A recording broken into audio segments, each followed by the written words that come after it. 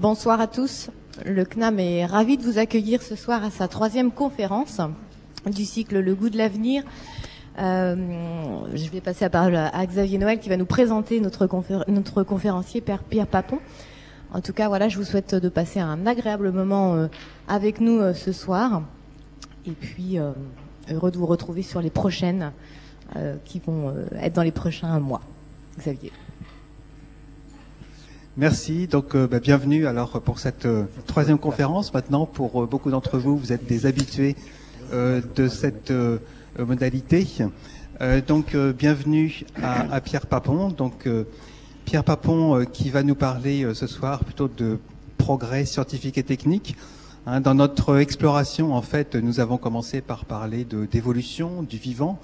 D'ailleurs, après ça, nous avions organisé un colloque scientifique sur le vivant. Après, on a interrogé évidemment la relation entre progrès et innovation. Et donc là, on va aller sur des progrès scientifiques et techniques. Pierre Papon, vous allez présenter des éléments de votre parcours, mais c'est un parcours très très riche. Et donc a notamment connaît Nantes puisque Pierre Papon a notamment été président d'Ifremer, donc il y a un établissement important d'Ifremer qui est juste à côté d'ici. Et donc vous êtes avant tout physicien de l'école de physique chimie industrielle de Paris. Et puis vous êtes également dans un certain nombre d'autres organismes de recherche, de formation. Pour cette soirée, je vous rappelle comment ça se déroule. Il y a un temps d'intervention d'une heure, puis bien sûr du temps qui est dédié à l'échange entre nous. Pendant la conférence, il y aura la conférence sera ponctuée de dessins, avec Guf qui apporte un regard évidemment décalé. Ça peut être tout à fait intéressant, ça peut être soit un complément en termes d'illustration ou bien effectivement quelque chose de décalé. On connaît bien de plus en plus l'importance du dessin. C'est évidemment intéressant d'avoir cette modalité complémentaire de médiation. L'année dernière, nous avions fait une médiation complémentaire avec du théâtre. Pour la saison 3, on ira inventer autre chose. Pendant la conférence, n'hésitez pas, selon le même principe, puisque nous collectons toujours des papiers colorés, donc vous pouvez apporter un commentaire dessiné, bien sûr, ou bien une question dessinée. Éventuellement, j'irai avec vous traduire la question dessinée si on ne comprend pas bien votre dessin. Mais voilà, vous pouvez vous saisir de ça. Également, un point important, la conférence, elle est filmée, donc vous pouvez retrouver l'ensemble des conférences sur le site du CNAM. Donc merci Jean-Luc Page d'être fidèle pour ce qui permet de garder trace évidemment de ces interventions, de s'y reporter par la suite. Et puis après la conférence, vous avez aussi la possibilité de prolonger avec des ouvrages qui vous sont proposés par la librairie Vent d'Ouest, qui est notre partenaire. Est-ce que j'ai oublié quelque chose? Et puis merci de nouveau à Sophie Barès qui a travaillé sur la préparation, qui est du pôle culture scientifique et technique, qui a travaillé à la préparation de cette soirée. Monsieur Pierre Papon, à vous et merci. Bien, bonsoir. Le dessinateur avait mis bonjour, mais bonsoir. Je vous remercie de cette invitation à Nantes ce soir au CNAM pour participer à votre série de conférences sur le progrès. Alors pour ma part, ce soir je voudrais jeter quelques coups de projecteur sur quelques enjeux scientifiques et techniques du futur et puis après resituer ces enjeux par rapport au débat sur le progrès scientifique, technique et puis peut-être le progrès, je dirais, tout court. Alors voici le plan de ma conférence que je vais m'efforcer de rendre la moins académique possible. Je dirais en introduction quelques mots sur la prospective, qu'est-ce qu'on peut en attendre, et puis un peu aussi sur la science-fiction. Quelques conjectures sur des ruptures à venir, ruptures scientifiques et techniques, disons dans les 30-40 ans qui viennent. Pourquoi un débat sur le progrès, à la lumière de ce que j'aurais dit précédemment, et puis quelques mots de conclusion. Alors, quel est le rôle de la prospective, c'est-à-dire de la réflexion sur le futur et sur la science et la technologie? Bien, la prospective, ça n'est pas de prévoir l'avenir, personne ne peut le prévoir, bien sûr, heureusement dans une certaine mesure, mais c'est de tenir un discours sur l'avenir, poser des questions sur l'avenir. On est dans le domaine scientifique et technique soumis à quelque sorte une double interrogation, où on a une double interrogation, et puis depuis des millénaires, hein, l'humanité se pose des questions, qu'est-ce qu'on veut et qu'est-ce qu'on peut savoir, quelles sont les conséquences possibles du savoir. Je vous n'apprendrai rien en disant que la science a modifié à plusieurs reprises au cours de l'histoire notre vision du monde. Le darwinisme, la théorie de l'évolution, dans la seconde moitié du XIXe siècle, a changé notre vision du vivant et la place de l'homme dans le vivant. Donc c'est quand même un changement de perspective. Au début du XXe siècle, la théorie de la relativité a changé notre conception du temps et de l'espace. Autre constat, sur lequel tout le monde n'est pas d'accord, mais c'est que des ruptures font progresser la science. Alors qu'est-ce que ça veut dire? Bien, c'est un constat qu'a fait un historien des sciences, et philosophe des sciences, Thomas Kuhn, un Américain, dans un livre publié en 1970 sur la révolution copernicienne, c'est-à-dire le rôle qu'a joué, disons, Copernic dans notre vision de l'univers. Donc Kuhn dit, en fait, la science progresse, certes souvent de façon continue, mais de temps en temps, il y a des accélérations majeures qui sont des ruptures et que on appelle des changements de paradigme. Alors c'est un mot un peu compliqué, philosophique un peu compliqué. Qu'est-ce que c'est qu'un paradigme au sens scientifique et technique du terme, mais c'est un sens un peu plus général aussi. C'est un concept ou un ensemble de concepts ou des théories qui ont une capacité d'explication de phénomènes naturels et qui va structurer ce paradigme, un champ scientifique pendant des décennies, et qui va donner en quelque sorte des lignes directrices aux scientifiques qui travaillent. Alors, ça a été le cas, par exemple, au début du XXe siècle, avec une révolution en physique qu'on appelait celle de la physique des quantas, qui présupposait ou faisait l'hypothèse que l'énergie n'est pas continue, mais échangée par paquets entre des atomes, hein, pour simplifier les choses. Il peut y avoir aussi des changements de paradigme technique, l'introduction de la machine à vapeur au XIXe siècle, et aussi un changement de paradigme.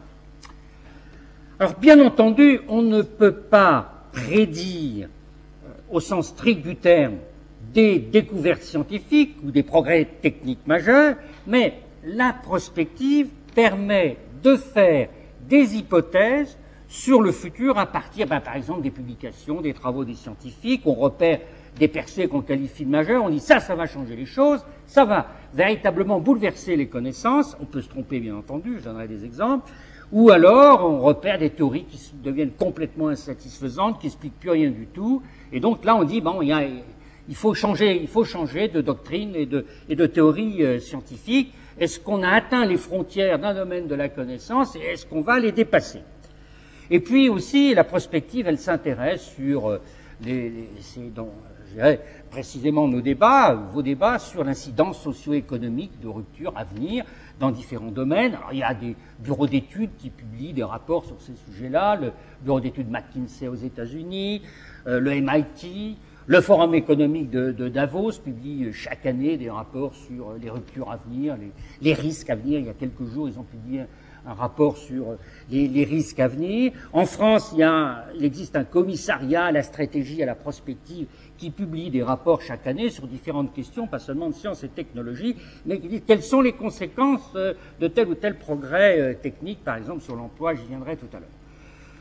Alors, vous allez me dire, tout ça c'est bien gentil, mais est-ce que vous avez des exemples de vision du futur, hein, pas de prévision, mais qui étaient vraiment réussis, Alors j'en donne deux. On est en 1905. Albert Einstein, qui à l'époque employé au bureau des brevets à Berne, il n'était pas gratte-papier, hein, il était quand même ingénieur de l'école polytechnique de Zurich, et il publie 5 articles scientifiques majeurs en travaillant chez lui le soir, probablement qu'il ne s'occupait pas beaucoup de ses enfants, alors qu'il a eu beaucoup de problèmes avec ses enfants. Bon. Mais Deux de ces articles étaient des vraies ruptures. Premièrement, la théorie de la relativité. Deuxièmement, la théorie des quanta. Je n'en dirai rien. Bon. Et dans le dernier article publié en octobre 1905, il démontre ce qu'on appelle le principe d'équivalence de la masse et de l'énergie. Vous avez peut-être vu sans doute cette formule symbolique E égale mc au carré. L'énergie d'un atome est égale au produit de sa masse, petit m, par le carré de la vitesse de lumière. Il démontre ça en 3 pages. Bon, c'est la vitesse de la lumière. À la même époque, ou quelques années auparavant, Pierre et Marie Curie avaient découvert le radium, en 1898, à l'école de physique et chimie, où j'ai traîné mes guêtres après. Bon. Ils ne comprenaient pas l'origine de l'énergie du radium. Alors là, c'est une caricature de Marie Curie, avec sa blouse de laboratoire. À l'époque, on avait encore des blouses dans les laboratoires. Et elle se dit, d'où vient l'énergie de mon radium? Et Einstein est derrière son dos et lui tire la langue, il dit, moi je sais, E égale mc au carré. Ce dessin ou cette caricature vient d'un livre pour enfants que j'ai fait sur l'énergie. J'avais donné au dessinateur, il faut toujours se méfier des dessinateurs, une photo de Marie Curie dans son laboratoire, de Einstein qui tirait la langue à des journalistes, et donc voilà ce qu'il en a tiré. Bon, dans la conclusion de son article, il dit ceci. Il dit pas, vous allez voir ce que vous allez voir, mais il dit, il est possible que ma théorie explique le dégagement d'énergie par le radium découvert par Pierre et Marie Curie quelques années avant. Bon, il ne va pas plus loin. Mais, 1914, un écrivain de science-fiction et de politique-fiction, George Wells, dans un livre bizarrement intitulé « La destruction libératrice », on est à quelques mois de la guerre de 14, lui, il y va carrément. On ne connaît pas la structure des atomes. On ne connaît pas la structure des atomes, mais il dit on va découvrir la désintégration des atomes, on va extraire l'énergie atomique, dit-il, et fabriquer une bombe atomique. 1914. Bizarrement, il utilise un métal qu'il appelle le carolinum, je ne sais pas pourquoi, peut-être qu'il pensait à Charlemagne, je ne sais pas. Bon. Et donc, c'est une anticipation assez extraordinaire, et il en a fait d'autres, et la fission de l'uranium ne sera découverte qu'en 1938, donc 35 ans plus tard. Autre exercice prémonitoire, l'informatique. Là, c'est une photographie du premier ordinateur électronique construit aux États-Unis en 1945 à l'université de Pennsylvanie, qui s'appelait l'ENIAC. Il pesait 15 tonnes. C'était le premier ordinateur électronique. 15 000 tubes. Certains d'entre vous ont peut-être connu les postes de radio à tubes. 15 000 tubes, on ne connaissait pas les transistors. Il dégageait 150 kilowatts. Il pouvait chauffer tout l'immeuble. Et sa puissance de calcul était inférieure à la moindre calculette qu'on a dans nos poches. Bon. Or, dans un article complètement prémonitoire, publié dans le journal Le Monde en 1948, un dominicain, qui était donc un théologien, mais un grand spécialiste, enfin bon connaisseur de la logique mathématique, il fait, connaissant l'existence des ordinateurs, il a une vision extrêmement lucide de ce que va devenir l'informatique. À l'époque, on n'appelait pas ça l'informatique. Je lis juste quelques lignes de son article publié dans le journal Le Monde en 1948 à propos des ordinateurs. Nous ne sommes que tout à fait au début de la série des réalisations possibles en cet ordre d'idées. On peut espérer créer à bref délai des machines fonctionnant encore plus vite, capables d'attaquer des problèmes largement plus étendus et plus compliqués avec des moyens matériels moins onéreux, etc., etc. On peut étudier, on va étudier la possibilité de réaliser des machines à trier des renseignements. On étudie ainsi les possibilités de créer un appareillage permettant la bibliographie automatique à propos de n'importe quelle question, ceci en couvrant la totalité des productions de l'esprit représentées dans les bibliothèques du monde. Il anticipe Google, il anticipe dans une certaine mesure aussi, après il parle de robotique, et donc c'est quand même une vision des choses assez extraordinaire. Oui, alors, bien entendu, il y a eu à côté de ça quantité de bévues. J'en citerai une tout à l'heure. La science-fiction maintenant. Dans la ville natale de Jules Verne, je ne peux pas ne pas parler de science-fiction. Bon. Alors, est-ce que la prospective, elle imagine des scénarios à partir d'hypothèses sur le futur, ce que j'ai appelé des paradigmes, j'en parlerai tout à l'heure. La science-fiction, elle extrapole complètement les choses. Elle fait des sauts, je dirais, sans considérer forcément la littérature. Mais elle est intéressante, la science-fiction, parce que c'est une indication utile des préoccupations d'une société à une époque donnée par rapport à son avenir. Les années 1880, 1900, on se préoccupait de l'avenir de l'électricité, la ville de demain, et elle anticipe ce que seront les villes du futur. Jules Verne en particulier, je le dirai dans un instant. Alors, deux écrivains de science-fiction français, contemporains, bon, Jules Verne, pas la peine de citer, vous connaissez, puis un autre un peu moins connu, Albert Robida, ont fait des anticipations sur non seulement la science, mais aussi les techniques du futur. Et là, je présente deux dessins extraits d'un livre de Robida, La vie électrique, publié en 1892. On connaissait le téléphone, on ne connaissait pas la radio, on ne connaissait pas la télévision et bien sûr Internet. Et là, il invente un appareil qu'il appelait le téléphonoscope en 1883, il anticipe. Hein. On voit une dame qui est là, qui regarde sur un écran des tissus, des soieries que lui présente un vendeur dans un magasin et qui se trouve loin de chez elle. Il anticipe à la fois la télévision, Internet, le commerce électronique. Bon. Autre dessin du même cru de Robida toujours, dans un livre le XXe siècle, il appelait ce dessin, il a sous-titré « La suppression de l'absence », donc il anticipe Skype dans une certaine mesure. On voit un individu avec un chapeau colonial sur la tête, barbiche, hein, on voit dans l'arrière-fond probablement que ça se passe en Indochine, des anamites avec un chapeau sur la tête, et donc il converse avec sa femme sur un écran à distance, elle donne le sein à un nouveau-né probablement, etc. Donc il voit sa famille, téléphonoscope. Et puis il y en a quantité d'autres aussi sur la ville du futur. Alors Jules Verne, dans un livre qui a été refusé par son éditeur en 1860, intitulé Paris au XXe siècle, il anticipe Paris en 1960 avec des tramways, des transports dans des tubes, il anticipe le métro en quelque sorte. Donc il a une vision de la ville du futur, comme l'avait d'ailleurs aussi Robida dans d'autres de ses écrits.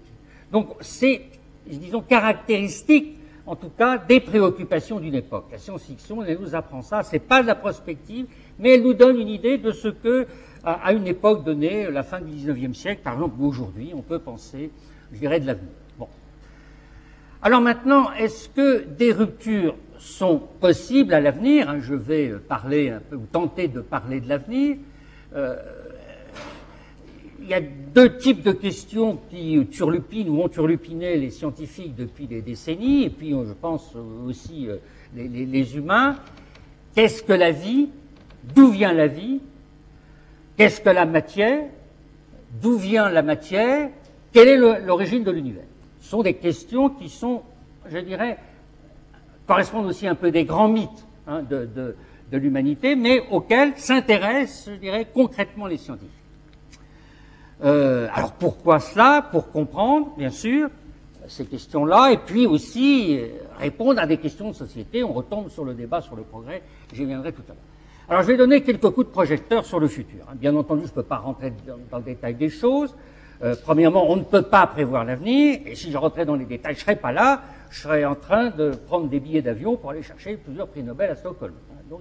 Donc là, je suis extrêmement prudent. Oui, innovation, des questions, oui, ça c'est vrai. Oui. Alors, j'en viens à la physique d'abord. Je commence par la physique. Je rappelle que j'étais physicien. La physique actuelle, elle est confrontée à trois défis. Le premier, c'est d'expliquer, je ralentis, l'origine de ce qu'on appelle la matière et l'énergie noire qui constitueraient 95% de l'univers. Qu'est-ce que ça veut dire? Les physiciens et les astronomes font des hypothèses sur la masse des galaxies, et la nôtre en particulier. Ils disent, avec cette masse-là, elle doit tourner à telle vitesse. on fait des observations astronomiques, ça colle pas. Ça colle pas.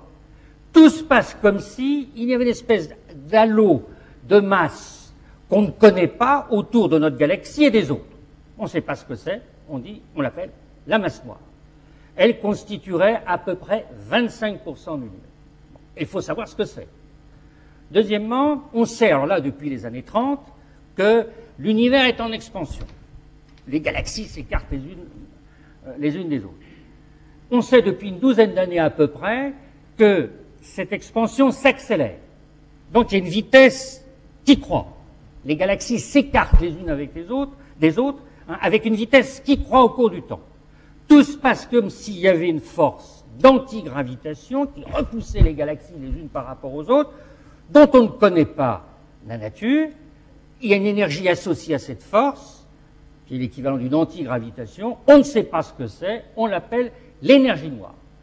Ça ferait 70% de l'univers en équivalent énergie égale mc au carré. Donc, en équivalent à la Einstein, ça ferait 70% de l'univers. 70 plus 25, 95%. De la masse de l'univers est inconnue. Disons qu'il y a notre masse à nous, on sait comment on est constitué, c'est stable, la Lune, etc. Et le reste, on ne sait pas. Donc ça, c'est un défi assez colossal qui attend la physique ou l'astronomie.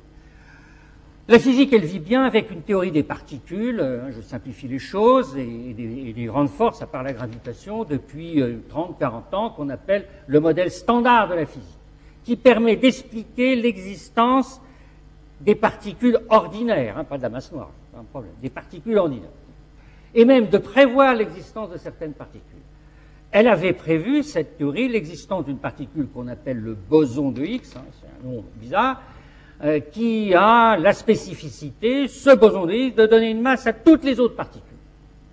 Prévu son existence, et elle a été découverte à Genève, au CERN, en 2012. Donc tout le monde dit, très bien, ça va. Mais les physiciens ne sont pas très contents parce qu'ils disent, oui, mais il n'y a peut-être pas un particulier, il y a peut-être 5. Et puis la théorie devient extrêmement compliquée, et en plus, elle n'explique pas pourquoi, dans l'univers, il y a une dissymétrie entre ce qu'on appelle la matière normale, et l'antimatière. Qu'est-ce que c'est que l'antimatière? Nous sommes constitués, normalement, d'atomes, d'électrons, des petites particules d'électricité. La particule d'électricité qu'on appelle l'électron, elle a une charge négative, mais elle a un consoeur, si je puis dire, qui a exactement la même propriété que l'électron, mais sa charge est positive. On l'appelle le positron. Et on l'a découvert.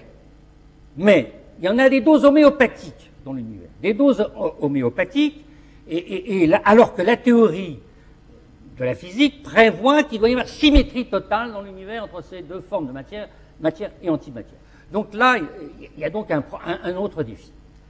Alors, par parenthèse, il y a beaucoup de livres de science-fiction, pas de Jules Verne, mais récents, qui glosent sur le fait qu'on prend de la matière, de l'antimatière, ça annihile et ça fait de l'énergie qui permettrait, par exemple, de propulser des fusées. C'est de la science-fiction, mais ça montre aussi les préoccupations des physiciens. Et puis, il y a un troisième défi qui serait d'unifier toutes les paradigmes actuels de la physique.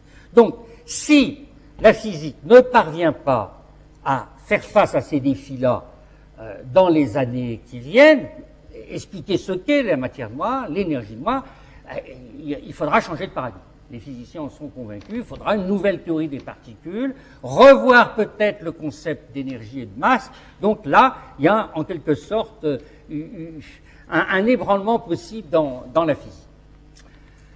Là, c'est une photo de l'accélérateur de particules du CERN à Genève. Le CERN, c'est un organisme de recherche de physique des particules européen, mais qui ne dépend pas de l'Union européenne, qui a été créé en 1954. Donc là, c'est un accélérateur qui fait 27 km de circonférence dans la banlieue de Genève. Il traverse 2 fois la frontière franco-suisse.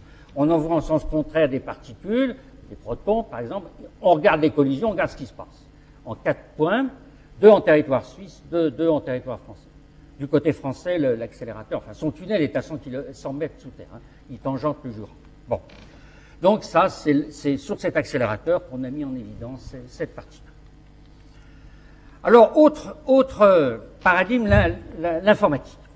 L'informatique, elle vit avec un paradigme, on peut appeler ça un paradigme, c'est-à-dire qu'elle travaille avec des nombres binaires, Et tous les nombres, on les transfère en nombres binaires, c'est-à-dire 0, 1, et puis le nombre 2, on l'écrit 1, 0, etc. Bon, et on a des logiciels ou des algorithmes informatiques pour faire marcher tout ça. Et on utilise comme support des transistors. Si le transistor laisse passer l'électricité, un électron, c'est 1. S'il ne laisse pas passer, c'est 0. On a évidemment intérêt à entasser le plus de transistors possible sur une puce électronique pour faire des calculs plus rapidement, traiter un plus grand nombre de données. Mais il y a une limite matérielle qu'on va atteindre d'ici peut-être une dizaine d'années, qui est la limite de la taille des atomes. On ne peut pas descendre en dessous. Donc il faudra un changement de paradigme, des nouvelles idées pour faire de l'informatique. On pourra continuer, bien sûr, avec l'informatique actuelle, mais on ne pourra pas augmenter la puissance de calcul. Alors, la possibilité, c'est, quand on atteindra cette limite, d'utiliser la notion d'information en physique quantique. Je vais donner un détail parce que on peut, en physique et en physique quantique, manipuler un atome ou un électron individuel. Alors, on sait le faire. Ce qu'illustre, par exemple, cette photo, ce sont 8 atomes. Alors, les atomes n'ont pas cette taille-là, mais on a excité ces atomes avec un laser. Hop, ils ont émis de la lumière, puis on regarde ça sur une diode. Alors, évidemment, c'est un peu écrasé, il y a un halo. L'atome n'a pas cette taille-là, mais on a pris 8 atomes qu'on a éclairés avec un laser. Hop, ils ont émis de la lumière et on sait les repérer. On sait faire. Alors, l'idée, ça serait d'utiliser l'état de ces atomes pour faire du calcul. Je m'explique. En physique classique, si je prends quelqu'un dans la salle, je sais qu'il a la tête en haut, j'espère, ou la tête en bas. Bon, ça c'est la conception classique, disons, de la situation, de l'état d'un objet. Mais là, alors, la physique quantique, la physique actuelle, elle dit ceci. C'est assez paradoxal et difficile à comprendre. Avant que j'observe madame, elle a à la fois la tête en haut et la tête en bas. C'est assez paradoxal. C'est évidemment pas sa situation, mais c'est la conception de l'information en physique. Si je prends une petite particule comme l'électron, il a un aimant individuel dans le champ magnétique qui peut être vers le haut ou vers le bas. Mais la physique nous dit non, il est à la fois en haut et à la fois en bas avant que vous n'ayez fait une mesure dessus. Donc, c'est assez paradoxal et difficile à comprendre. Il y a eu des tas d'expériences là-dessus parce que des physiciens, dont Einstein d'ailleurs lui-même, n'était pas convaincu que ça soit vrai. Alors, on pourrait à ce moment-là stocker 2 informations sur un électron à la fois. Être en haut ou être en bas. Deux informations. Donc un bit 1 ou un bit 0, avant d'avoir opéré dessus. Avec 2 électrons, 2 au carré, donc 4, avec 3 atomes ou 3 électrons, 2 au cube, donc 8. Donc on pourrait mettre beaucoup plus d'états, au sens bit informatique, sur un atome ou un électron. Le tout est de savoir comment les manipuler. Et faire donc des calculs avec un très grand nombre de données, comme il faut le faire par exemple en météorologie, ou en physique, ou en chimie, ou par exemple pour la cryptographie, notamment sur les codes bancaires. Parce que pour la cryptographie des codes bancaires, il faut casser un nombre et le décomposer en nombres premiers. Alors, le concept, il existe, le tout est de trouver un processus matériel, par exemple sur ces atomes, pour stocker de l'information, et ensuite les interroger, et on fait des calculs. Je simplifie les choses.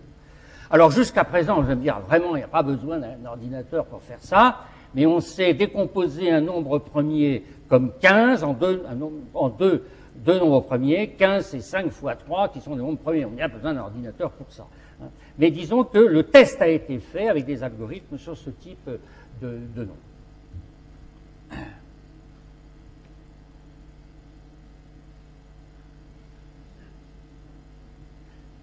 La bulle de l'univers.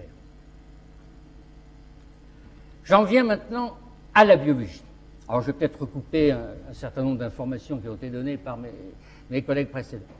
La biologie, elle vit depuis 50, 60 ans, les années 50, 60, avec ce qu'on appelle un paradigme, qui est celui de la biologie moléculaire. Tous les phénomènes du vivant s'expliquent en termes de propriétés de molécules, et en particulier d'une molécule dont vous avez certainement déjà vu des illustrations, sinon des caricatures, l'ADN, l'acide désoxyribonucléique.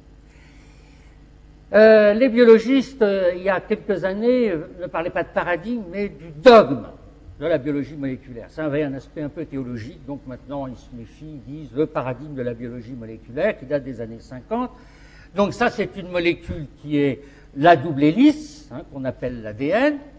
Elle a cette structure-là, avec chaque hélice qui est rigide, et puis la rigidité de la double hélice, elle lui est conférée par 4 petites molécules, qu'on appelle des bases, très simples, et qui sont dénommées ACGT.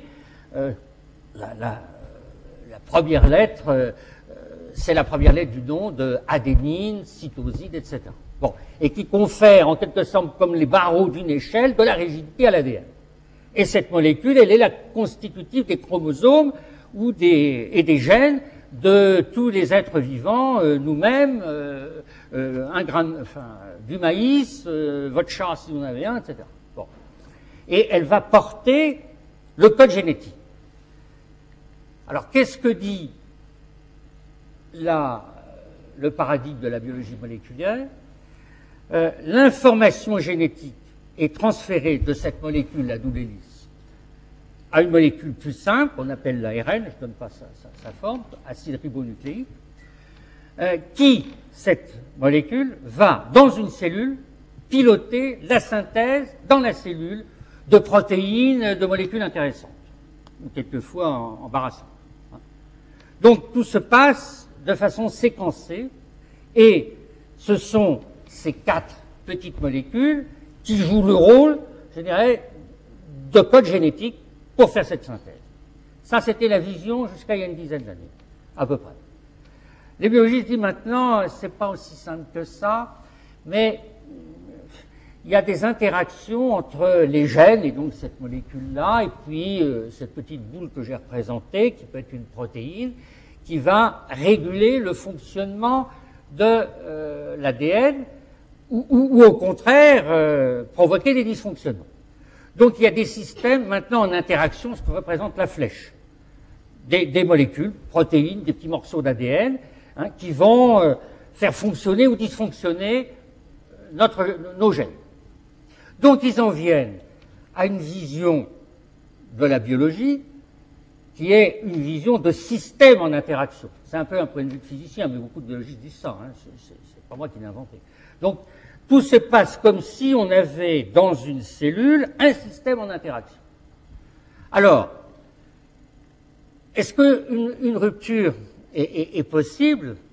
Est-ce que, par exemple, on pourrait déterminer la probabilité d'interaction d'une protéine avec l'ADN et donc en déterminer ou en déduire la probabilité de phénomènes, donc de dysfonctionnement, par exemple de cellules?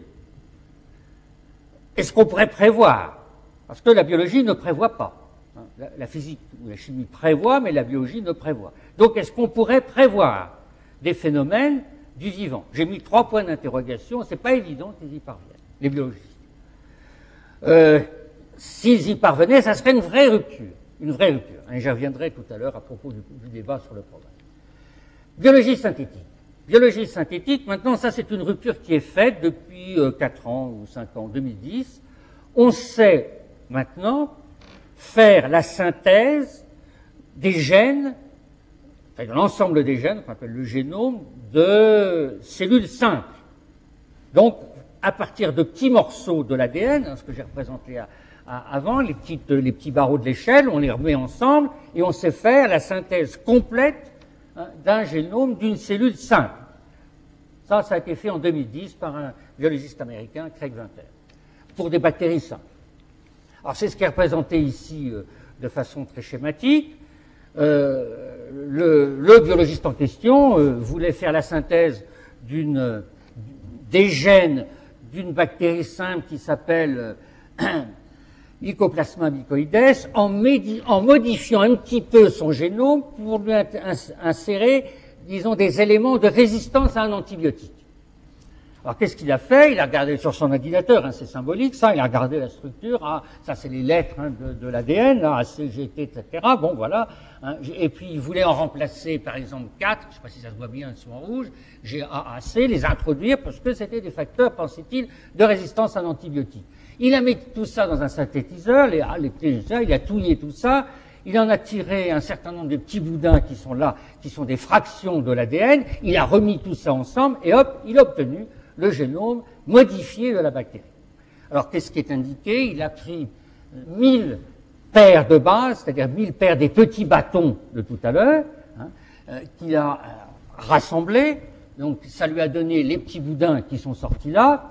Il en a pris 1078, donc il fallait le faire, qu'il a remis les uns avec les autres, et hop, il a obtenu le génome hein, artificiel d'une bactérie.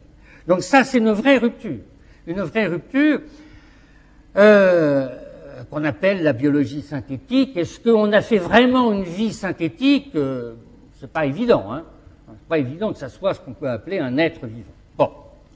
Autre rupture, qui elle est faite là aussi, c'est un Japonais, Yamanaka, qui en 2006 a prélevé des cellules d'une peau de souris, donc c'était des cellules d'une peau et pas d'autre chose. Il a modifié ces cellules, il a modifié 4 gènes de ces cellules, il les a rajeunies en quelque sorte, et il a produit ce qu'on appelle des cellules souches pluripotentes. C'est-à-dire que ces cellules, qui étaient initialement des cellules de peau, pouvaient reconstituer des tissus du cœur, des neurones, de l'estomac, etc. Donc de tous les organes, d'abord de la souris, ensuite il l'a fait sur l'homme. Donc, on peut en quelque sorte rajeunir le vivant. Le problème, c'est quels sont les mécanismes qui sont à l'œuvre pour rajeunir, entre guillemets, ces cellules. Est-ce qu'il n'y a pas des risques dans la mesure où il a modifié ces cellules en modifiant 4 gènes des cellules qu'il a introduits par un virus? Et donc, il peut y avoir, évidemment, certains inconvénients. Le vivant a l'air de remonter le cours du temps, hein, si je puis dire. Bon. Alors, hier, on a annoncé, et c'est un autre type de cellules souches, hein, une opération, oui, c'est bien ça, pour quelqu'un qui souffrait d'insuffisance cardiaque. Hein, l'opération a été faite à l'hôpital Pompidou à Paris, où on a remplacé des cellules du muscle cardiaque qui étaient défaillantes par des cellules souches, mais qui n'étaient pas des cellules souches produites de cette façon-là, mais des cellules souches embryonnaires, c'est-à-dire prélevées sur un embryon. C'est une autre technique. Celle-là permet de ne pas utiliser des embryons, ce qui pose des problèmes éthiques, hein, comme vous le savez. Bon. Dernier coup de projecteur, les neurosciences. Les neurosciences, elles s'occupent de la compréhension des mécanismes de la conscience, du cerveau, etc. Bon. Elles vivent très bien avec 2 paradigmes moléculaires et électriques. Moléculaires parce que ce sont des petites molécules, l'adrénaline, l'acétylcholine, etc., qui sont transmises dans le cerveau et le système nerveux pour donner des ordres en quelque sorte aux bras, etc. Bon. Et puis des signaux électriques. Mais les neurobiologistes sont convaincus que ça n'est pas suffisant pour comprendre tous les mécanismes de la conscience ou de la mémoire. Et en particulier, ça ne permet pas de comprendre pourquoi, à tout instant, chacun d'entre nous, nous avons une vision claire, je suppose, de notre relation avec notre environnement. Je sais qu'il est 7h15, que je suis à Nantes, en train de faire une conférence ici, donc j'ai conscience de où je suis. Je peux prendre une décision. Par exemple, arrêter et partir. Bon, je ne vais pas le faire. Ou répondre à une question. Quels sont les mécanismes qui sont à l'œuvre? est-ce que les paradigmes de la neurobiologie actuelle ne permettent pas d'y répondre? Et ça, c'est quand même une question extrêmement importante. Un certain nombre de neurobiologistes sont convaincus qu'ils vont y parvenir. Et en particulier Jean-Pierre Changeux, qui est un neurobiologiste célèbre, dans son livre L'homme neuronal, avait dit « mais on va comprendre les émotions, la morale, etc. » Bon, je mets un point d'interrogation, je ne suis pas convaincu qu'ils y parviennent. Il est vrai que les neurobiologistes bénéficient depuis quelques années de progrès très importants de l'imagerie médicale, hein, en particulier de l'IRM. Là, vous avez une IRM du cerveau de quelqu'un qui est en train de lire quelque chose dans un appareil IRM. Hein. Donc, il n'est pas malade, mais c'est un test qu'on fait. Donc, vous voyez deux zones du cerveau. C'est la partie superficielle du cerveau qui sont éclairées, entre guillemets, enfin, qui sont colorées. À droite, c'est probablement la lecture, il lit A, B, C, D, etc. Et puis, à gauche, il fait appel à sa mémoire, à ses connaissances, pour faire comprendre la syntaxe du texte et comprendre ce qu'il lit. Il y a très probablement d'autres zones du cerveau qu'on ne voit pas à l'intérieur qui sont en action. Alors donc, quand on fait quelque chose, notre cerveau travaille, et il y a plusieurs parties du cerveau qui commandent en fait le système nerveux, soit pour comprendre un texte, soit pour marcher, etc. Et ça, c'est un outil évidemment très important pour les neurobiologistes. Alors, qu'est-ce qui se passe là? Pourquoi on voit ces zones faussement colorées, hein, c'est des fausses couleurs? Quand votre cerveau travaille, soit que vous m'écoutiez ou que vous marchiez, etc., vous avez des zones du cerveau qui travaillent plus que d'autres, donc elles ont besoin d'énergie, en particulier de glucose. Donc elles vont pomper ces zones du cerveau, le sang, par le réseau capillaire sanguin, qui va les alimenter en glucose, donc en énergie. Qui dit sang dit hémoglobine, qui dit hémoglobine dit fer. Hein, c'est une molécule avec du fer au centre. Et là, le signal de résonance magnétique qu'on récupère dans un hôpital lorsqu'on vous fait une IRM, il est modifié par cet afflux sanguin et en particulier par le fer, hein, qui va irriguer la partie du cerveau qui a besoin d'énergie pour travailler. Et donc, on voit deux zones. Alors, c'est transcrit évidemment en fausse couleur. Hein, je vous rassure tout de suite, quand vous lisez un livre, vous n'avez pas des zones du cerveau qui s'éclairent, même si le livre est très intéressant. Bon, donc là c'est un outil vraiment très important, mais qui ne permet pas de tout expliquer. Alors maintenant, j'en viens à ma dernière partie, le retour, les conséquences de tout ça, de ces éventuelles ruptures scientifiques.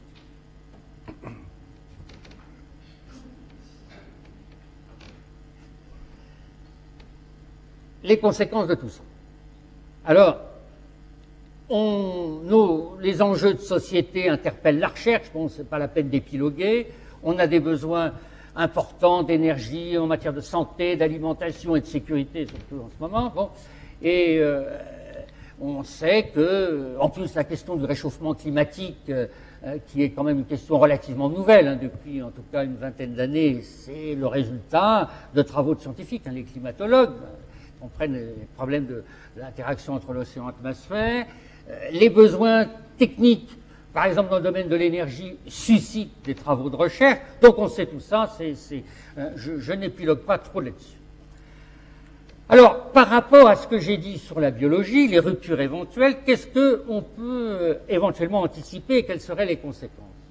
Si on avait une meilleure connaissance de l'action des gènes et de leur régulation, la petite boule qui se trouve à côté de l'ADN, hein, la petite boule qui se trouve à côté de l'ADN, qu'on pouvait repérer les mutations sur certains gènes, est-ce qu'on pourrait faire de la prévision médicale, en particulier de la susceptibilité à certaines maladies?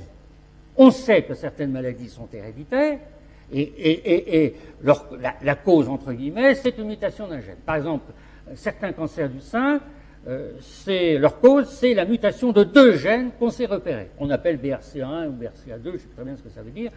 Et puis aussi le cancer de la prostate. Ça ne veut pas dire que vous savez, si vous avez ces mutations-là, vous allez certainement avoir un cancer ou un diabète, hein, mais que vous avez un facteur de susceptibilité important. Donc, si on faisait de la prévision en repérant les mutations sur les gènes, hein, à condition de pouvoir le faire à des prix évidemment qui ne soient pas exorbitants, bon, peut-être qu'on pourrait faire de la médecine prédictive. Je mets beaucoup de points d'interrogation à ça, c'est pas évident. Si on connaissait les mécanismes de régulation, de programmation des cellules et de leurs gènes, on pourrait peut-être faire, on le fait déjà, de la thérapie génique, c'est-à-dire soigner des gènes qui dysfonctionnent en remplaçant par des bons gènes. Hein, on pourrait le faire, et on le fait, je donnerai un exemple.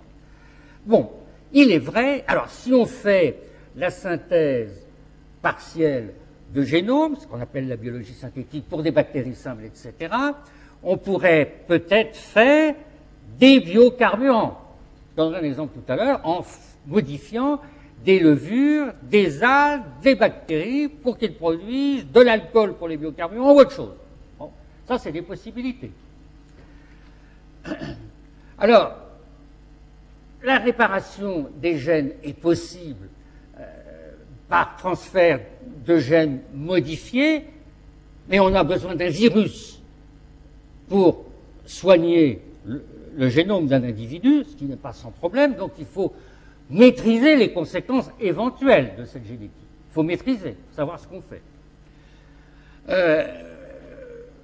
On peut utiliser, j'y ai fait allusion tout à l'heure, des cellules souches embryonnaires pour réparer un tissu malade. C'est pas une expérience.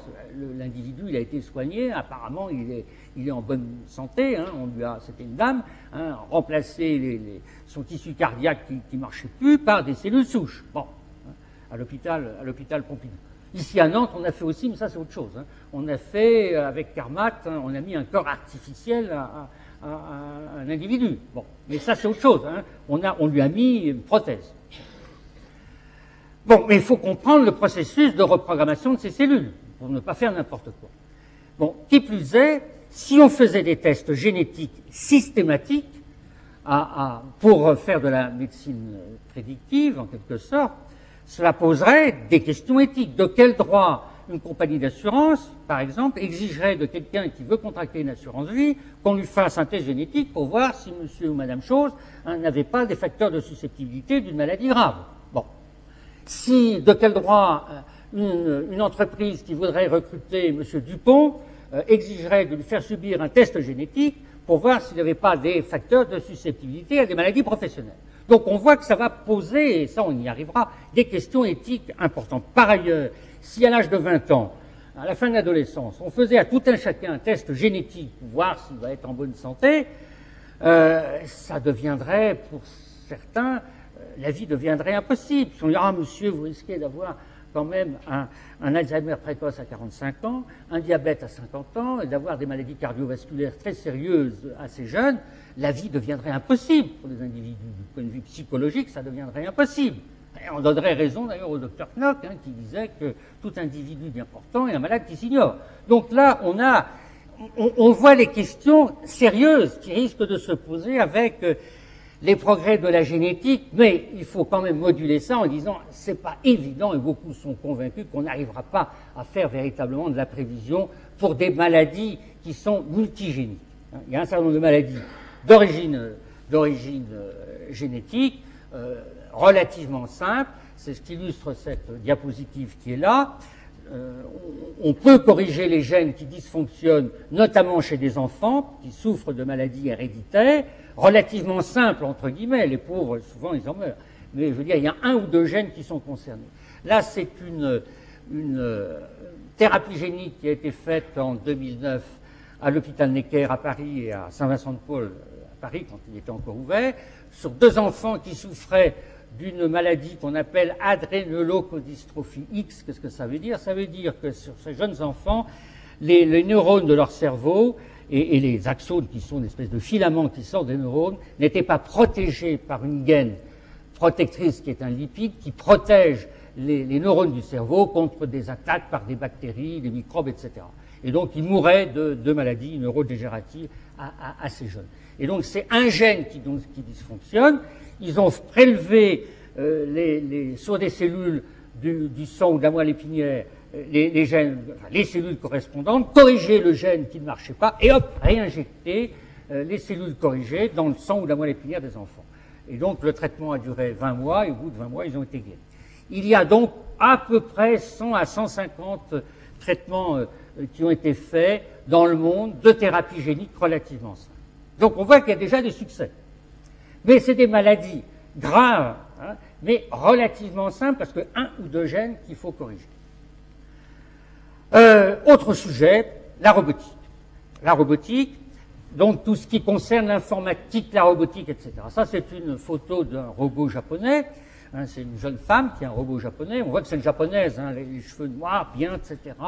Donc, elle peut faire des courbettes, hein, comme un japonais, servir du thé, etc. Donc, répondre à des questions simples. Donc, on est maintenant dans une nouvelle phase de la robotique, avec des robots qui sont capables de remplacer, entre guillemets, des humains. Par exemple, une vendeuse dans un magasin, il y en a un certain nombre au Japon, à Tokyo, hein, répondre à des questions simples, s'orienter dans l'espace en traitant énormément de données numériques. Donc là, question, est-ce que on va modifier l'emploi? Est-ce que, oui, certainement, les métiers? Et est-ce que ça va pas, bien entendu, entraîner du chômage?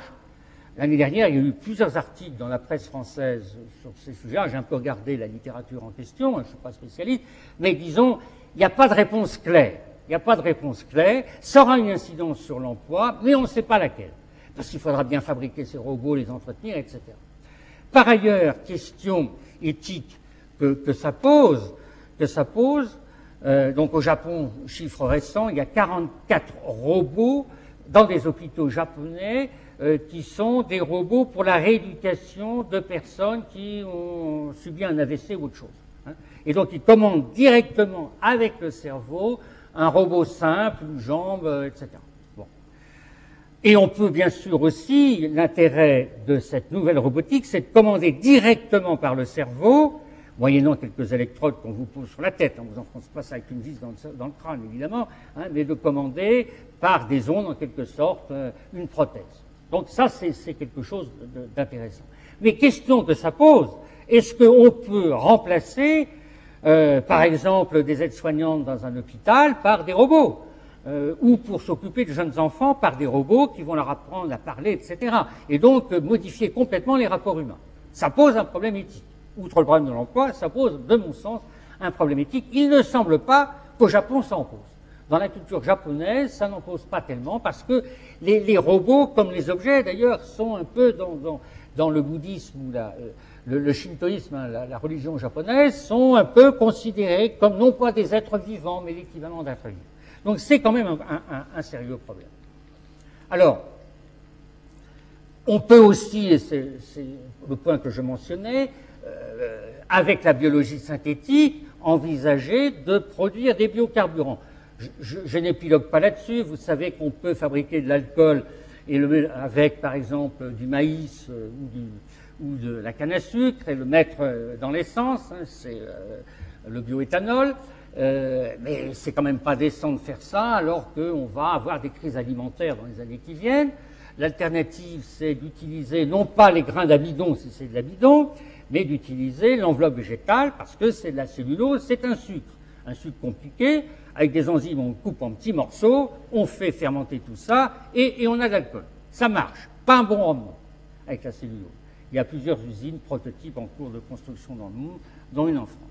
Mais l'autre possibilité, c'est de modifier le génome de cellules végétales ou animales, d'algues, de levures, pour qu'ils fassent directement de l'alcool, voire des hydrocarbures. Ça serait une possibilité qu'ouvre la biologie synthétique. Et disons, l'expérience a été faite il y a presque 2 ans maintenant, en 2013, donc par 2 laboratoires coréens qui ont modifié, non pas fait la synthèse complète des génomes, mais modifié 2 gènes d'une bactérie très simple, Escherichia coli, qui a produit l'équivalent d'un hydrocarbure. Un rendement très mauvais. Mais donc on voit que c'est une possibilité qui ouvre, je dirais, à des techniques de production de carburant. On ne va pas remplacer tous les carburants par ça, hein, bien entendu. Mais c'est une option possible. Bon, j'en viens maintenant. Dernier point que je mentionne quand même, c'est le problème des énergies renouvelables et du stockage de l'électricité, je le mentionne pour un point sur lequel je vais insister. Là, ce sont des photos de 2 voitures électriques. Hein. Le problème des énergies renouvelables, c'est le fait que ce sont des énergies intermittentes. Je ne vous apprendrai pas que quand il n'y a pas de soleil, la nuit, les cellules solaires ne marchent pas, évidemment, ne débitent pas de courant électrique. Donc, il faut stocker l'énergie. Et idem, l'électricité. Il faut stocker de façon satisfaisante dans des bonnes batteries l'électricité dans des voitures pour qu'elles aient une autonomie suffisante. Alors ça, ce qu'illustre ces 2 dessins, enfin ces 2 photos, la première voiture du haut, c'est une voiture belge des années 1890, baptisée la Jamais Contente, parce qu'il fallait toujours qu'elle recharge ses batteries, donc 20 km d'autonomie, mais c'est la première voiture qui, en 1899, a franchi les 100 km sur route. Beaucoup de gens ont dit, ça c'est une rupture, c'est une révolution, l'avenir de la voiture, c'est la voiture électrique. Notamment le fameux inventeur américain, il dit ça. Il s'est trompé d'au moins un siècle. Et à cette occasion, il s'est brouillé avec l'un de ses ingénieurs qui s'appelait Henry Ford, qui a dit, écoutez, patron, vous racontez des histoires, les Européens, les Français notamment, ils ont des voitures à essence, c'est beaucoup plus pratique, moi je m'en vais et je crée ma société. Et donc c'est lui qui a eu raison, au moins jusqu'à maintenant. Alors, la voiture du bas, c'est une belle voiture, elle a un beau look, c'est une voiture électrique, là aussi, produite par Tesla, qui est un producteur américain qui n'est pas un des Ford General Motors. Autonomie, disent-ils, 400 km, ce qui est beaucoup. Hein. Je n'ai pas été voir le coffre, je pense qu'il n'y a pas beaucoup de place pour mettre des bagages. Bon. Mais donc, il y a des progrès énormes, mais ça a pris un siècle. Ça, c'est des batteries au lithium, un siècle. Alors, il y a des domaines où le progrès est rapide, mais d'autres où c'est relativement lent. Hein. C'est le cas malheureusement des batteries. On ne voit pas vraiment de rupture, mais ceci pour souligner que le progrès technique n'est peut-être pas toujours aussi rapide qu'on le dit, du moins dans certains secteurs. Alors, la science fait face, et je terminerai par là, à des problèmes de fond. Hein. Je l'ai dit et je fais que me répéter. Les techniques de la biologie aujourd'hui permettent, et ça c'est un fait nouveau, de franchir la barrière entre le naturel et l'artificiel, et ça notamment sur l'humain. Ça je dirais que c'est une rupture qui est déjà faite, même si, en changeant en particulier le génome de cellules, hein, bon, et on l'a vu pour des thérapies géniques sur des enfants. On pourrait dire aussi que les vaccins, au XVIIIe siècle, ont modifié, non pas le génome des humains, mais leur système immunitaire. Bon, il y a donc déjà, en quelque sorte, une modification du naturel. Alors, l'indéfinition des frontières entre l'homme et la technique, elle fait partie d'un discours que j'appelle consumériste, c'est-à-dire qu'on dit on va vous modifier, on va vous améliorer votre santé, etc. Donc il y a une espèce de discours aussi commercial, et ça pose, je l'ai dit à propos de la biologie et de la médecine dite prédictive, des problèmes éthiques. Et donc dans cette perspective-là, il faut absolument conserver la notion d'humanité, d'autant plus qu'on l'a vu avec les robots japonais. On remplace des êtres vivants par des robots. Bon, hein, donc ça pose un problème. Le problème se pose aussi pour l'énergie liée au développement, dans la mesure où l'énergie qu'on utilise modifie en partie le milieu naturel, enfin le climat en particulier, ou l'atmosphère. Donc ce problème de la modification de la nature par des activités ou par la technique pose des problèmes de fond. Et je pense que la science et les ruptures actuelles ou envisagées conduisent notamment à reposer le problème de notre relation avec la nature, notamment à travers la biologie, la génétique, mais un peu aussi les problèmes de l'énergie. Ce qui illustre bien, effectivement, ces caricatures ou ces dessins avec en particulier un thermomètre, puisque c'est le problème dont on débat cette année de la transition énergétique et du traité éventuel sur le climat. Alors, la nature aussi n'a jamais été fixe. Elle-même, elle a évolué au cours des millénaires. Après le Big Bang, des galaxies se sont formées, sont détruites, explosées, des étoiles se forment et explosent, etc. Le climat lui-même n'a jamais été le même au cours des millénaires. Aujourd'hui, ce qui est un élément nouveau, c'est qu'il est changé par l'homme et l'intervention de l'homme, notamment à travers l'utilisation des combustibles fossiles. Donc il faut aussi être conscient que si on dit « ah oui, on modifie la nature », mais la nature n'a jamais été fixiste. Il y a une contestation forte du progrès. Je ne sais pas si c'est à ça que vous pensez lorsque vous avez organisé cette série de conférences. C'est vrai qu'il y a une contestation forte du progrès scientifique et technique, en particulier dans les sociétés occidentales. Alors, il est vrai que le discours que tiennent des scientifiques sur le monde, peut-être le mien d'ailleurs, il peut être déstabilisant. Parce qu'on dit on va modifier l'être humain, le soigner, ça c'est bien, mais éventuellement le modifier, améliorer, transformer l'homme, c'est la prétention de ce qu'on appelle les transhumanistes. On va modifier l'homme, l'améliorer, de faire un super-homme en quelque sorte. Tout ça, c'est déstabilisant, je pense, pour l'opinion, avec la crainte d'un progrès technique qui n'est pas maîtrisé, en particulier dans un contexte en Occident ou en Europe en particulier de crise économique et de chômage. Ce qu'on peut dire sur la robotique, le numérique, etc., peut inquiéter légitimement, je dirais, nos concitoyens et peut-être vous-même. Il faut dire aussi que la contestation du progrès scientifique et technique, elle est, de mon point de vue, assez spécifique des pays occidentaux, et en particulier européens. Et aussi le fait, je le dirai dans un instant, que, alors je dis ça aussi au CNAM en particulier, qu'en France, le monde de l'industrie n'a jamais été très bien vu. Et le progrès technique du monde industriel a souvent été attaqué, notamment au XIXe siècle. Alors on a aussi un peu, quand on parle du progrès, on manque de recul historique. Parce que le progrès n'a jamais été linéaire, il a souvent été chaotique, il y a eu des catastrophes, il n'a jamais été linéaire, il y a eu des échecs. On a parlé tout à l'heure de la voiture électrique, on s'est trompé au moins d'un siècle. Donc il y a eu des échecs.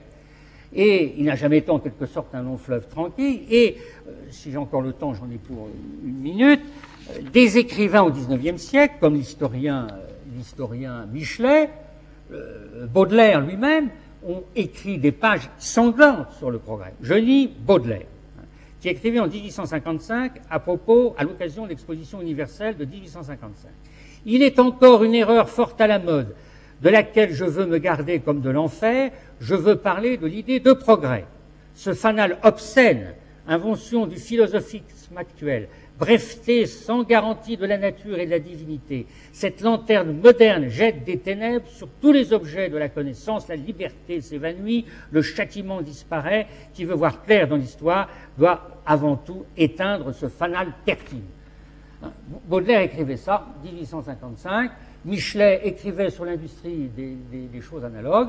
En revanche, un écrivain poète, Lamartine, avait, je dirais, des discours lyriques sur le progrès.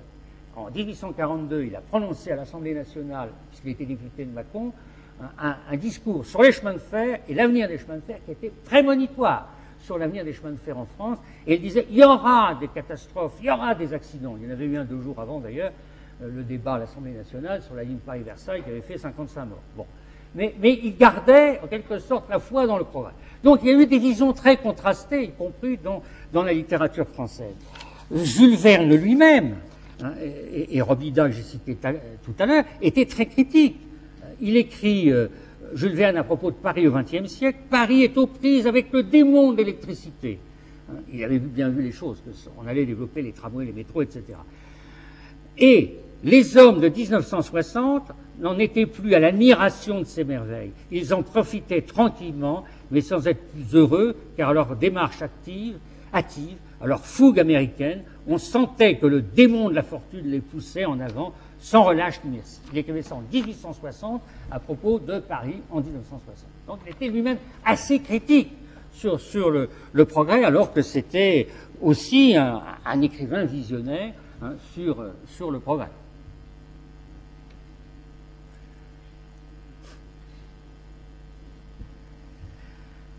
Alors effectivement, où va-t-on? Alors je termine aussi en disant qu'il y a des différences culturelles dans ces débats. Bon, je ne connais pas, évidemment, pour des bonnes raisons, la littérature japonaise ou chinoise, mais le problème ne se pose pas de la même façon en Chine ou au Japon. Il n'y a pas de critique systématique du progrès. Même au Japon, après Hiroshima et Fukushima. Hein, il y a une hostilité au nucléaire qui monte. Hein. Bon. Mais je veux dire, il n'y a pas de critique systématique du progrès dans la tradition japonaise et chinoise. Alors effectivement, où va-t-on? Où va-t-on? C'est aussi ma conclusion. Je pense que, j'espère avoir un peu éclairé votre lanterne, je crois qu'il faut avoir une réflexion prospective sur la science, la technique et leurs enjeux. Où est-ce qu'on peut aller? Où va-t-on? Où est-ce qu'on peut aller? En sachant que quelquefois on mettra du temps, puis en sachant aussi qu'il y a quelques risques. Il y a quelques risques et qu'il faut savoir éventuellement, je ne dis pas anticiper, mais au moins identifier. Alors là, un débat est nécessaire sur les dimensions sociales, éthiques du progrès, et il faut aussi avoir une nouvelle vision du monde en fonction de ce qu'apporte la science, de ce que pourrait apporter la science, tout en essayant, mais c'est facile à dire et pas facile à faire, d'avoir une véritable maîtrise du progrès. Je vous remercie.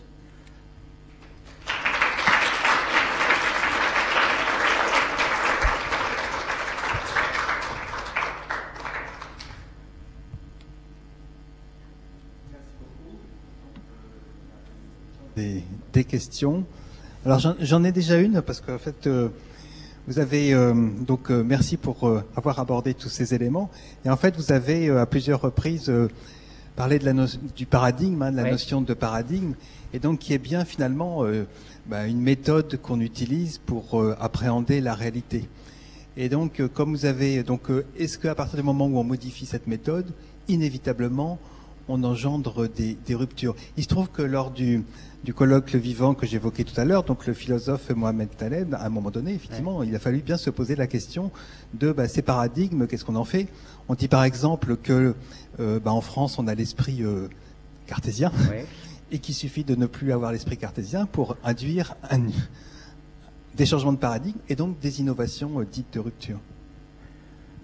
Bon, j'irai pas jusque-là. Simplement, un changement de paradigme change le cadre, s'agissant de science ou de technique, change le cadre de référence dans lequel vous avez l'habitude de travailler.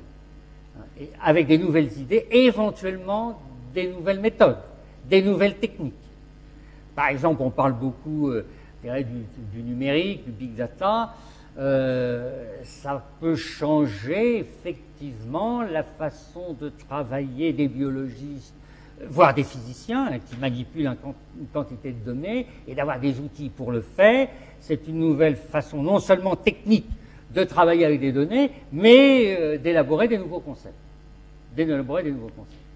C'est un changement de vision complet s'agissant de sciences et technologie, mais on peut aussi, bien entendu, extrapoler à d'autres domaines de l'activité sociale, des changements de paradigme.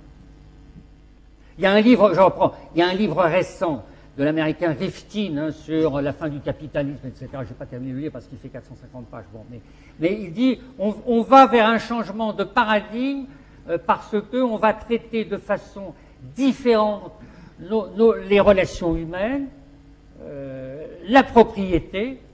Par exemple, dans le domaine des transports, il peut y avoir un changement de paradigme dans la mesure où on en viendrait, aujourd'hui ça se fait mais à dose homéopathique, non plus à la propriété individuelle, par exemple des automobiles, voire des vélos, mais partagés. Et donc c'est un changement de paradigme pour le transport, qui n'a rien avec la science. C'est ce que dit notamment Rifkin, qui glose après.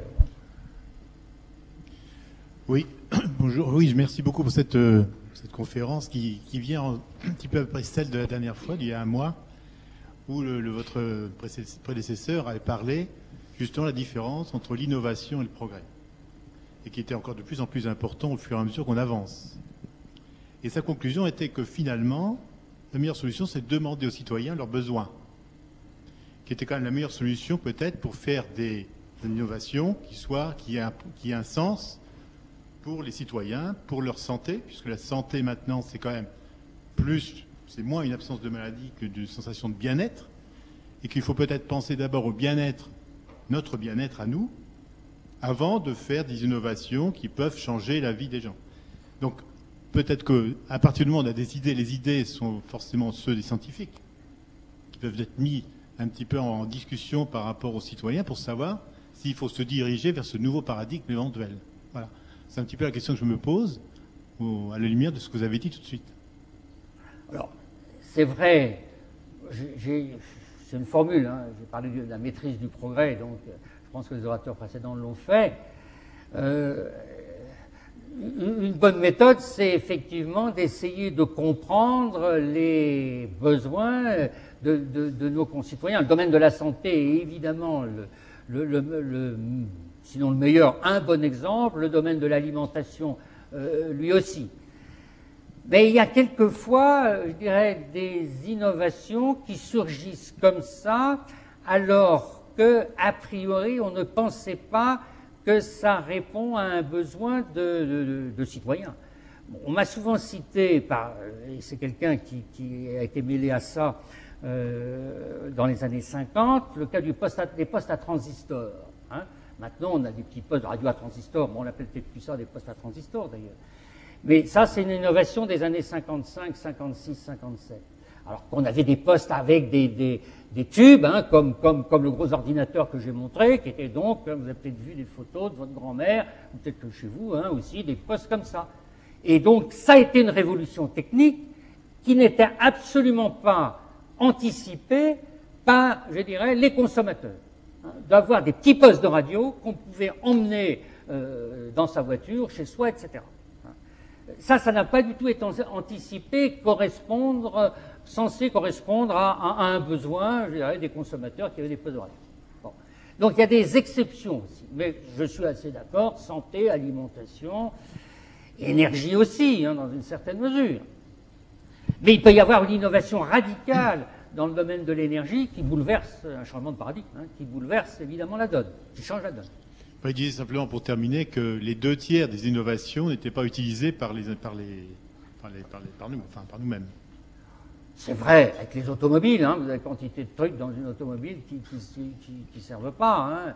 Bon, et le succès de certaines voitures qui sont relativement simples, la Logan pour la citer, c'est peut-être ça aussi. Hein. Idem dans un ordinateur, hein, quantité de choses, je veux dire, de systèmes que vous n'utilisez pas.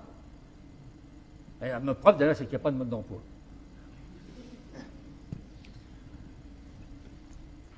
Si j'avais une petite question, il doit y avoir un écrivain aussi célèbre qui avait dû dire que science sans conscience était que ruine de l'homme, je crois.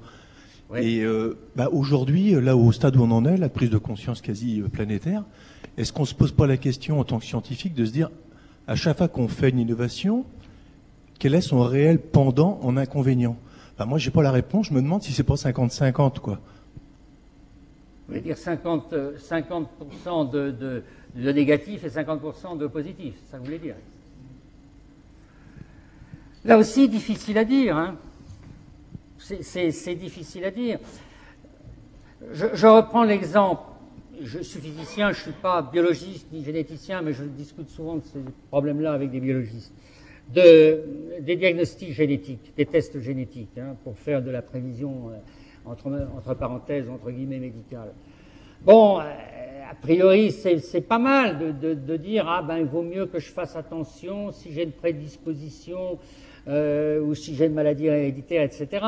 Bon, mais systématiser, ça c'est le positif, systématiser ça me paraît, et beaucoup de gens en sont, biologistes compris, convaincus, me paraît très dangereux. Donc, vous voyez, il n'y a pas, c'est jamais, surtout blanc et noir. Vous êtes souvent à la frontière, La génétique est un cas. Bon, le débat sur les OGM, bon, je ne suis pas rentré dedans, je pense que il a été question par le débat sur les OGM, pareil, bon, c'est vrai, on n'a peut-être pas besoin d'OGM en France, hein, enfin en Europe, disons. Mais au cas où, disons, on aurait des sécheresses dans un certain nombre de pays, d'avoir des variétés de blé, de maïs résistantes à la sécheresse, etc., serait peut-être utile. Hein, c'est jamais évident. Merci pour tout ce que vous nous éclairez. Peut-être l'aspect un peu... Derrière toute activité humaine, il y a des moyens, il y a des gens qui s'y consacrent ou qui se consacrent pas. Tout ça on n'est pas au pays des bisounours. Donc, on sait qu'aujourd'hui, il y a une réelle influence très lourde sur les jeunes cerveaux pour s'orienter plutôt vers des métiers de calcul mathématique vers la finance plutôt que la recherche astronomique, etc. Ça, si on prenait simplement la capacité que l'humanité va avoir à orienter son intelligence, déjà il y a des influences énormes, et je ne parle pas des moyens qu'ont la recherche qui sont essentiels aux résultats et pour lesquels là il y a des influences aussi énormes. Donc, est-ce qu'il n'y a pas un peu ce débat-là aussi derrière tous ces progrès et toutes ces histoires-là?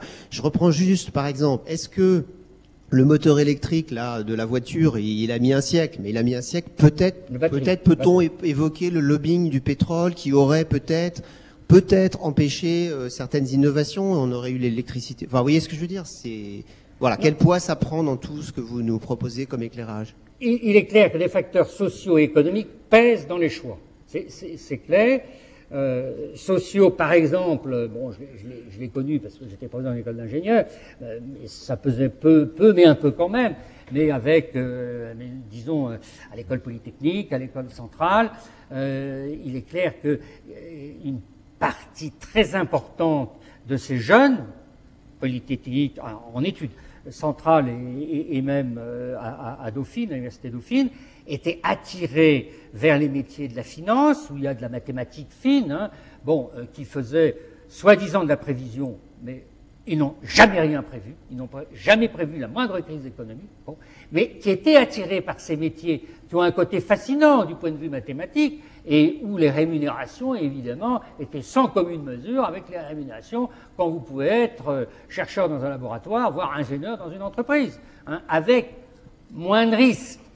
Il y a moins de risques d'être trader que d'être ingénieur sur une plateforme pétrolière.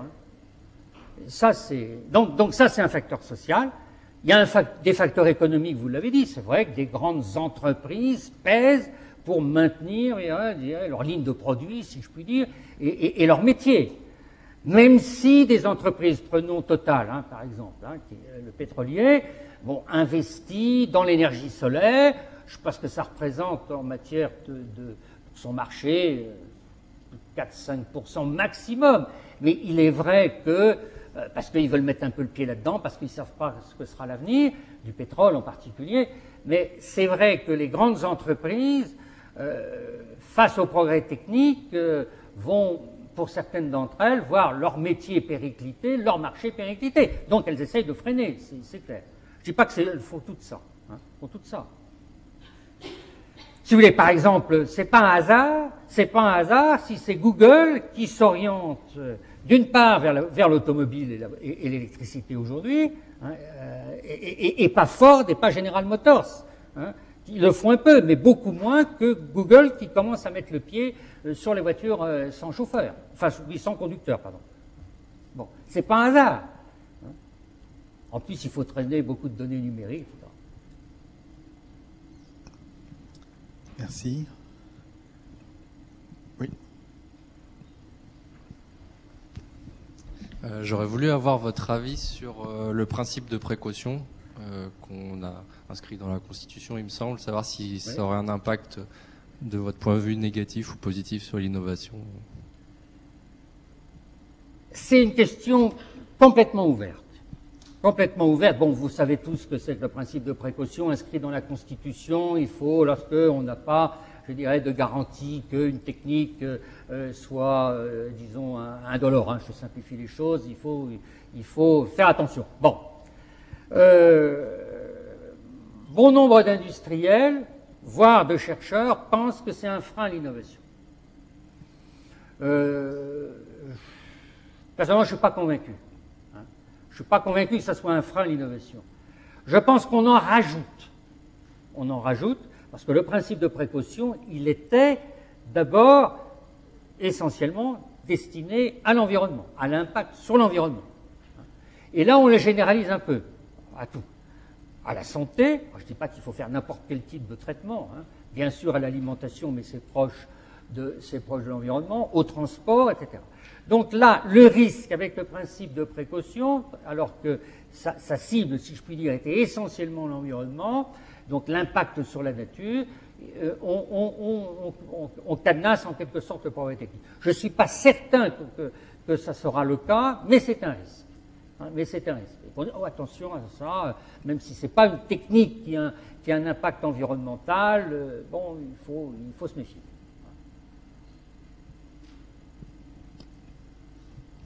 Une petite question aux scientifiques.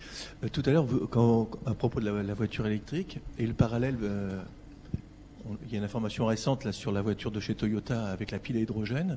Alors, vous, en termes de prospective, comment vous voyez les choses? Est-ce que c'est l'électrique finalement qui va vraiment être prépondérant, ou alors ça va à peine après qu'on en ait à peine parlé, que ça va être déjà, on va dire, supplanté par la pile à hydrogène qui deviendrait industrialisée? Enfin, c'est votre vision à vous, Alors, bon, si vous avez un avis sur le sujet. Sur la pile à hydrogène, bon, pour ceux qui ne savent pas, on prend de l'hydrogène, on le combine à l'oxygène de l'air. Malheureusement, il faut ce qu'on appelle un catalyseur qui provoque la réaction de recombinaison de l'hydrogène avec l'oxygène pour fabriquer de l'eau, mais ça fait de l'électricité aussi, qu'on appelle la pile à combustible. C'est une découverte du 19e siècle, hein, c'est pas récent. Bon. C'est une découverte du 19e siècle, et on en parle, je dirais, dans la vie contemporaine depuis une cinquantaine d'années. Le problème de la pile à hydrogène pour véhicule, c'est il faut un catalyseur pour faire marcher le système. Le catalyseur, c'est le platine. Bon, on va faire un dessin que le platine, c'est pas donné. Bon. Et on n'a pas trouvé de substitut qui marche bien. Deuxièmement, il faut stocker l'hydrogène. Et le stockage de l'hydrogène, il est faisable pour une automobile, et ça veut dire des cylindres à 300 bars, c'est-à-dire 300 atmosphères de pression. C'est quand même pas sans risque. C'est quand même pas sans risque. Deuxièmement, il faut aussi fabriquer l'hydrogène. Alors, comment on fait l'hydrogène? On fait l'hydrogène à partir du gaz naturel, mais si on veut éviter le dégagement de CO2 dans l'atmosphère, c'est embêtant, parce que ça dégage du gaz carbonique dans l'atmosphère. Ou alors l'électrolyse de l'eau. Si on fait de l'électricité avec du nucléaire comme en France, pas de problème sur l'environnement. Mais si on le fait autrement, cette électricité avec du charbon ou du gaz pose un problème. Et puis le problème majeur, il faut, avec une voiture, avec une pile à hydrogène, il faut recharger votre hydrogène. Et c'est quand même plus facile de recharger les batteries électriques, vous pouvez le faire ici, que ensuite de recharger ici des bonbonnes d'hydrogène. Personnellement, je pense que c'est une impasse. Je peux me tromper, mais je pense que c'est une impasse. C'est une fausse bonne idée. Il faut absolument... Alors, le problème des batteries, qui était l'obstacle majeur au développement, pour le développement de la voiture électrique, il y a eu des progrès, il y a mis un siècle, mais les batteries aujourd'hui lithium-ion, pas forcément la voiture de sport que j'ai montré là tout à l'heure, mais l'affluence de Renault, c'est 160 km d'autonomie, avec 200 kg de batterie. Bon. Et une batterie qui coûte très cher, qu'ils ne vendent pas, mais qui louent. Bon. Mais il y a quand même eu des progrès. Et ça, c'est vraiment le point critique, les batteries. Les batteries, et on devrait y parvenir peut-être en 10 ans, 15 ans ou 20 ans. 20 ans. Par parenthèse, dans ce problème du stockage de l'électricité, dans la loi sur la transition énergétique qui est en débat, il a été voté par l'Assemblée au Sénat et il n'est absolument pas abordé, hein, pratiquement pas abordé. C'est le problème clé. Clé sur lequel il faut faire des efforts. On devrait y parvenir, peut-être 20, 30 ou 40 ans. Pile à hydrogène, ça me paraît une impasse. Sauf pour des installations fixes.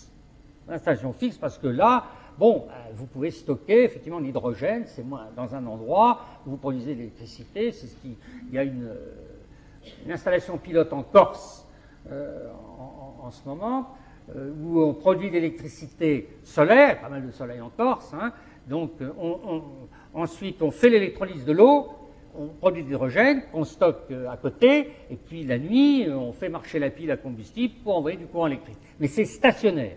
Stationnaire. Ça, c'est autre chose. Ça, c'est peut-être une voie. Mais les véhicules électriques...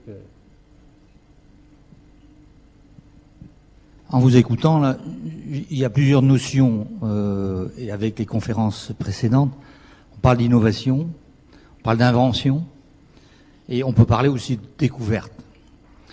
L'invention, les inventeurs, il y en a tous les jours, il y en aura de plus en plus. Les innovateurs, c'est un peu plus compliqué. Pour moi, un innovateur, c'est un inventeur qui gagne de l'argent. Par contre, des découvreurs, ça c'est plus compliqué, on n'en trouve pas tous les jours. Et la question que je me pose, c'est avec toutes les technologies que l'on a, de l'information. Nos aînés ont fait des découvertes. N'y a-t-il pas encore beaucoup de découvertes à faire? Avec le côté découverte, l'abnégation économique qu'il y a derrière la découverte, contrairement à ce qu'on peut avoir avec l'innovation.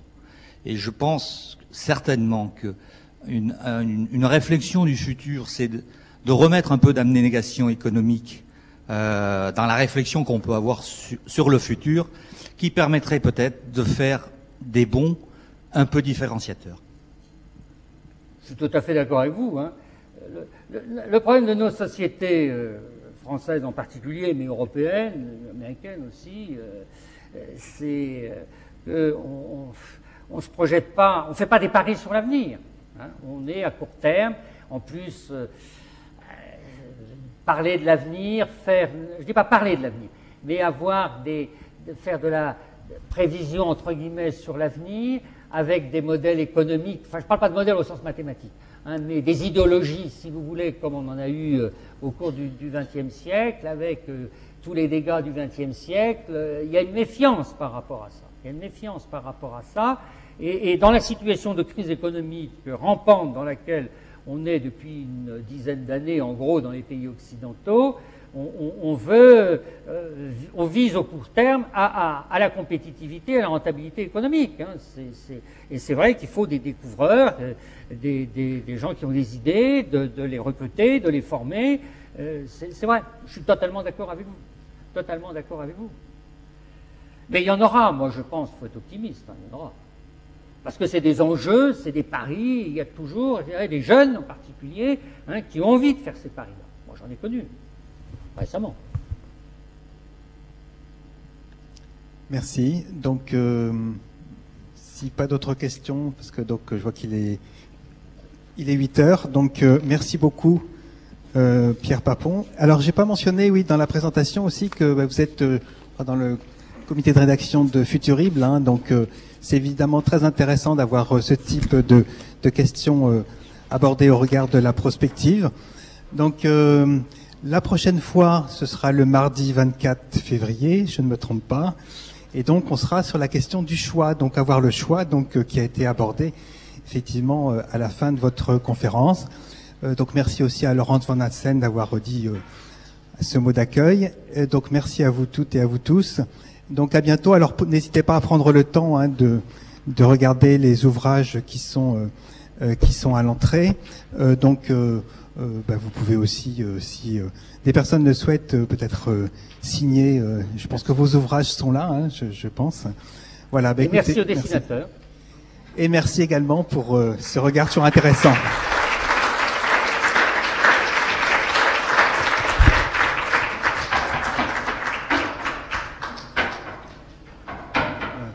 Attendez.